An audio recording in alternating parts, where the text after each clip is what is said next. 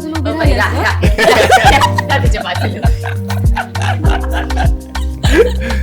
Negative नाही, मला तेच मी म्हणते की मला अजून तरी ज्या आया आहेत, म्हणजे माझी मम्मी असेल किंवा माझ्या मित्रांच्या आया असतील, तर त्या मला कॉल करतात आणि सांगतात की नाही तुझं बरोबर आहे, ती श्रावणीमध्ये आली आहे, तिचं चुकलंय. एकच कॅरेक्टर असेल ज्याला एक थोडंसं कॉमिक अँगल आहे, ती विलन असली ना तरी तिचं डोक्यात नाही जात, तरी द्या बाबा तिला काय खूप अनएक्सेप्टेड आहे. ती स्वीटी कोण आहे, अँटी काय कोण आहे, एक प्रकरण ती कोल्हापुरी भाषेमध्ये ना ती म्हणतात अरे ते काहीतरी वेगळं प्रकरण आहे, म्हणजे या लागते सारखं होतं, हाय सारखंच येते. नमस्कार, मी सीमा कांबळे टेलीचक्कर रिजनलमधून, आणि आज आपल्या सोबत आहेत शुभ श्रावणी या मालिकेतील आर्टिस्ट. तर त्यांच्यासोबत थोड्याशा गप्पा मारूया. चला तर मग, welcome to the Tellychakkar regional. Thank you. आणि कसं वाटतंय टेलीचक्कर रिजनलमध्ये संवाद साधताना? भारी वाटायला मला तर. हो, मस्त वाटतं. आणि चला तर आपण थोडंसं इंटरव्ह्यूला. हो, ओके.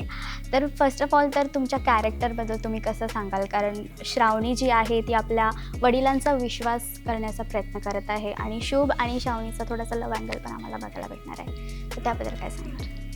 हो, श्रावणीला तिच्या बाबांचं प्रेम हवं आहे आणि त्यासाठी ती अगदी सगळी प्रयत्न करते. आता ती शुभूची असिस्टंट झाली आहे. तिने शुभूचा हा मेकओव्हर पण केला आहे, छान दिसतं. आता शुभूचा नवीन लुक आलेला आहे. एक कॉम्प्लिमेंट देऊ का? हां, द्या ना. खूपच छान दिसतंय तुम्ही या लुकमध्ये. Thank you so much. सो याचं हे सगळं आहे, आणि हे करता करता शुभू आणि श्रावणीची जी मैत्री होती ती हळूहळू दोघं एकमेकांच्या प्रेमात पडतात, आणि त्या दोघांनी हळूहळू कुठेतरी कळायला लागल्या. आम्ही काल एक खूप मस्त प्रोमो शूट केला, जिथे आम्ही येईल तेव्हा तुम्ही बघा, म्हणजे आता ती सुरुवात होणार आहे लव्ह स्टोरीची.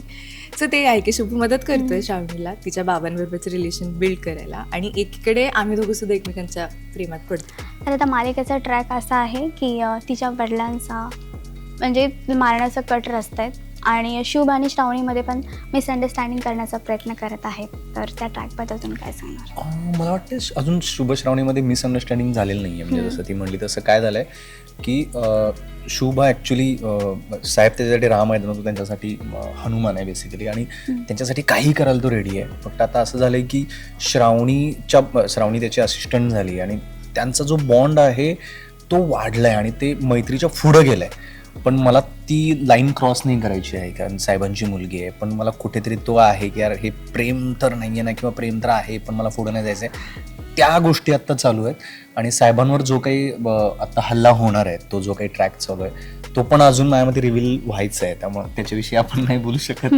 हां, हे काय चाललंय? तू कशाला माझ्या नवऱ्याच्या बाजूला उभी राहिलीस ना?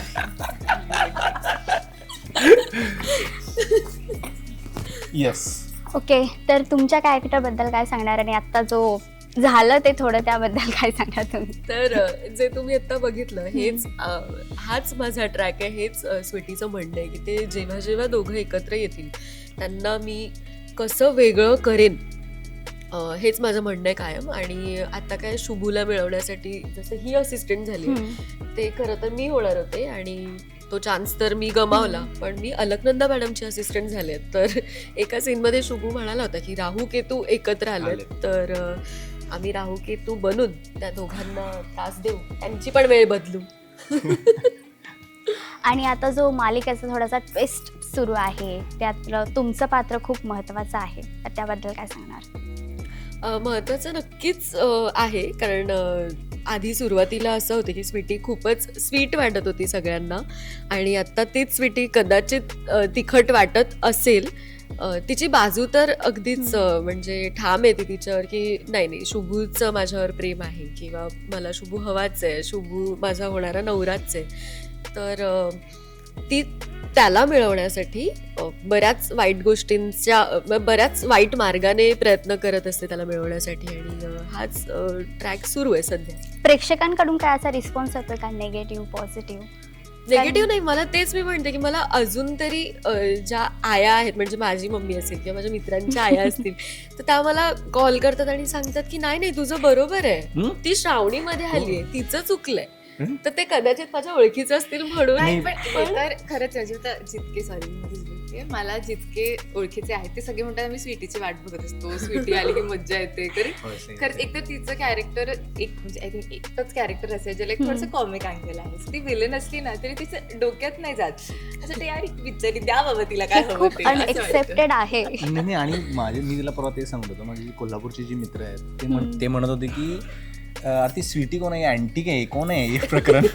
ती कोल्हापुरी भाषेमध्ये ना ती म्हणतात अरे ते काहीतरी वेगळं प्रकरण आहे, म्हणलं ते या लागते सारखं. म्हणलं हाय सारखंच येते रे. तर आता म्हणजे मग डेटला कोणासोबत जाणार तुम्ही? अच्छा, टेकला इन द सेन्स आता ते मला पुढे जाऊन मलाही कळेल की काय आहे स्क्रीन प्ले मध्ये, कारण की आता एक नवीन हा सो आता मलाही कळेल ती पुढे जाऊन काय करायचं आहे ते. सो आहेत काही ट्विस्ट अँड त्यासाठी बघा जे आता मी केलं ना, ते सस्पेन्स आहे. हे बघायला हे तुम्हाला आमची सिरियल बघायला बघायला लागते. लागेल. श्रावणी 6:30 ते 7:15 झी मराठीवर शुभ श्रावण दररोज. दररोज आणि असं घड्याळ पाडा छटपर्यंत जातो. नाही, आता थँक्यू ही वेळ मी सो कायम मच. धरून आणि ठेवेन. जाता जाता आमच्या ऑडियन्सना छोटासा मेसेज काय हो. सांगणार तुम्ही? मी हे सांगेन की तुम्ही खूप प्रेम देताय आमच्या मालिकेला, प्रत्येक कॅरेक्टरला. आणि आता तर आम्ही अजून पाऊण तास येतोय, अर्धा तास आधीपासून आम्ही येतोय. सो प्लीज 7 वाजता तुम्ही टी व्ही लावायचं तर 6:30ला लावा आमच्यासाठी. आणि आत्तापर्यंत जसं तुम्ही प्रेम देताय आमच्या मालिकेला प्लीज तसंच द्या. आणि थँक्यू सो मच. जसं तुम्ही टेली चक्करला प्रेम देताय, त्यांच्या चॅनलला सबस्क्राईब करताय, त्यांचे दररोजचे सगळे एपिसोड बघताय, तसे आमचे एपिसोड्स बघा. मम मग